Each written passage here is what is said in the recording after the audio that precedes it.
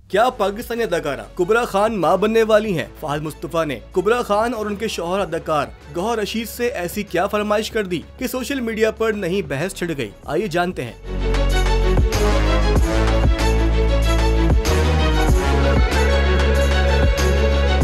अदाकार और टीवी मेजबान फहद मुस्तफा की जानिब से अपने गेम शो में हाल ही में रिश्ता अज़वाज में बंधने वाले गौहर रशीद और कुबरा खान से अगले साल औलाद की फरमाइश की वीडियो वायरल हो गई। हाल ही में दोनों अदाकारों ने गेम शो में शिरकत की तो फहद मुस्तफा ने एक सेगमेंट के दौरान उनसे मज़ाही अंदाज में आइंदा साल औलाद की फरमाइश की।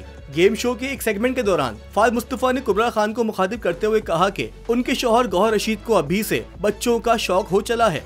फहद मुस्तफा ने बात को जारी रखते हुए गौहर रशीद की जानिब देखा और कहा कि इंशाअल्लाह अगले साल हम खुशखबरी सुनेंगे। मेजबान की फरमाइश और ख्वाहिश पर गौहर रशीद ने भी मुस्कुराते हुए जवाब दिया कि इंशाअल्लाह। वाज़ेह रहे कि दोनों अदाकार गुज़िश्ता माह फरवरी में रिश्ता अज़वाज में बंधे थे।